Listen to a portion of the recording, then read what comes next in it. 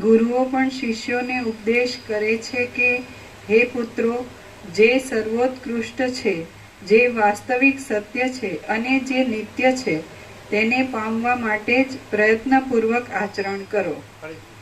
ગુરુઓ પણ શિષ્યોને ઉપદેશ કરે છે કે હે પુત્રો, જે સર્વોત્કૃષ્ટ છે, જે વાસ્તવિક સત્ય છે અને જે નિત્ય છે, તેને પામવા માટે જ પ્રયત્નપૂર્વક આચરણ કરો. મેં પણ જેમ જેમ પ્રયત્ન કર્યા છે તેમ તેમ મને તુરત ફળ થયું છે.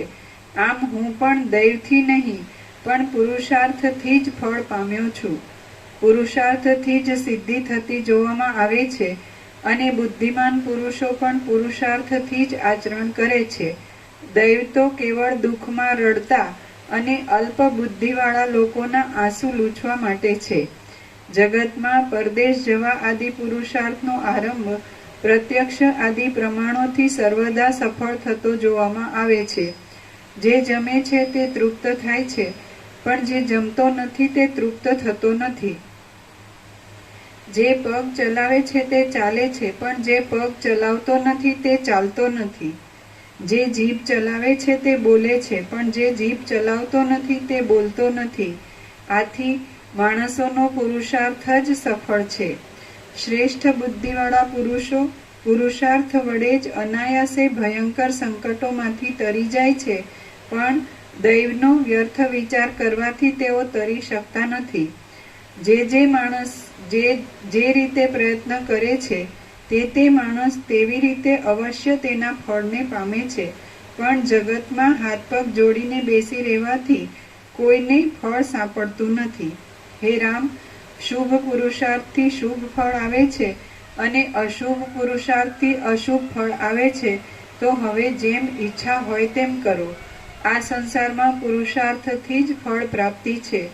દેશ અને કાળને લીધે તે ફળ પ્રાપ્તિ તરત થાય કે લાંબે ગાળે થાય, આને જ દૈવ કહ્યું છે. દૈવ ક્યાંય જોવામાં આવતું નથી, તેમ તે બીજા લોકમાં પણ રહ્યું નથી. સ્વર્ગલોકમાં કર્મનું જે ફળ ભોગવવામાં આવે છે તેને દૈવ કહે છે. જગતમાં માણસ જન્મે છે, મોટો થાય છે અને પાછા જીર્ણ થઈ જાય છે. જગતમાં માણસ જન્મે છે, મોટો થાય છે અને પાછો જીર્ણ થઈ જાય છે. તેમાં જેમ બાલ્ય, યૌવન અને જરા જોવામાં આવે છે, તેમ ક્યાંય દૈવ જોવામાં આવતું નથી. પોતાના અર્થની સિદ્ધિ કરાવે એવા કામોમાં જ પ્રયત્નપૂર્વક મંડ્યા રહેવું એ જ પુરુષાર્થ કહેવાય છે. એવા પુરુષાર્થથી સઘળું મળે છે. એક દેશમાંથી બીજા દેશમાં જવું, હાથથી પદાર્થોનું ધારણ કરવું અને અંગોથી બીજા વ્યાપાર કરવા, તે બધું પુરુષાર્થથી થાય છે, પણ દૈવથી કશું થતું નથી. પણ અનર્થની પ્રાપ્તિ કરાવનારા કામમાં જ પ્રયત્નપૂર્વક લાગ્યા રહેવું એ તો એક જાતની ઘેલછા છે. એથી કશું શુભ થતું નથી અને માત્ર અશુભ જ થાય છે. મહાત્માઓના સમાગમથી અને ઉત્તમ શાસ્ત્રોના શ્રવણથી તીવ્ર થયેલી બુદ્ધિ વડે પોતાની જ મેળે નિશ્ચય કરી શકાય છે કે શરીરના ચલનરૂપ સાધનથી જ સ્વાર્થ સિદ્ધ થાય છે. અજ્ઞાનથી થયેલી વિષમતા મટી જાય અને તેની સમતા થવારૂપ જે અપાર આનંદ થાય તે જ પોતાનો પરમાર્થ છે, એમ વિદ્વાનોનો નિશ્ચય છે.